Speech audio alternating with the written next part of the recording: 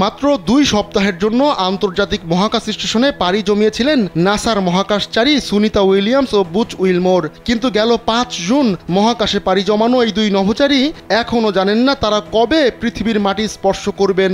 প্রথমবারের মতো বোয়িংয়ের নতুন স্টারলাইন ক্যাপসুলে করে মহাকাশে গিয়েছিলেন সুনিতা ও বুচ, কিন্তু নিরাপত্তা উদ্বেগের কারণে এখন মহাকাশেই আটকা পড়েছেন তারা।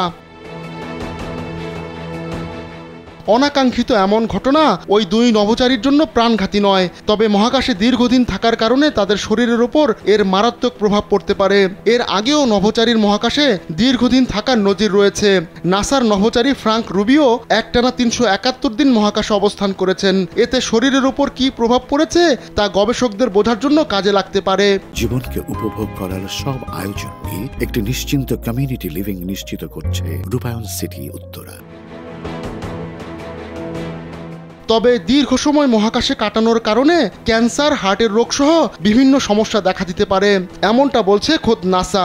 মহাকাশে থাকা বিকিরণের প্রভাবেই এমনটা ঘটতে পারে। পৃথিবীতে থাকা চুম্বকীয় ক্ষেত্র আমাদেরকে সূর্যের বিকিরণ থেকে রক্ষা করে, কিন্তু মহাকাশযান পৃথিবীর বায়ুমণ্ডলের মতো সুরক্ষা দেয় না।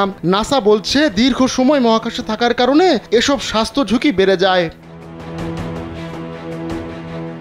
মহাকাশে মাধ্যাকর্ষণ নেই, তাই খুব সহজেই ভেসে থাকা যায়। এমন দারুণ জিনিসের নেতিবাচক দিকও আছে, কেননা এর প্রভাবে নভোচারীদের হাড় ও মাংসপেশি দুর্বল হয়ে যেতে পারে।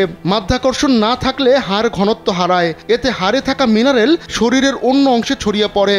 এর ফলে নভোচারীর প্রস্রাবে ক্যালসিয়াম বেড়ে যায় এবং কিডনিতে পাথর হওয়ার সম্ভাবনা বাড়ে, আর মাংসপেশিও দুর্বল হয়ে পড়ে মাধ্যাকর্ষণ না থাকার কারণে।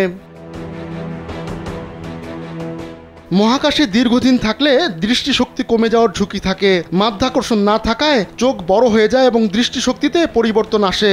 মহাকাশে গেলে অন্যান্য মাংসপেশির মতো হৃৎপিণ্ডও ছোট হয়ে আসে। তবে হৃৎপিণ্ড ছোট হয়ে আসার কারণে যে পরিবর্তনগুলো ঘটে তা পৃথিবীতে ফেরত আসার পর ভালোভাবে অনুভব করেন নভোচারীরা।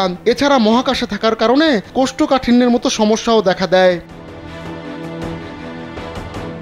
তবে সুখবর হচ্ছে 2 নভোচারীর পৃথিবীতে ফিরে আসার সম্ভাব্য একটি সময় জানা গেছে। এজন্য অবশ্য তাদের আরো কয়েক মাস মহাকাশেই থাকতে হতে পারে।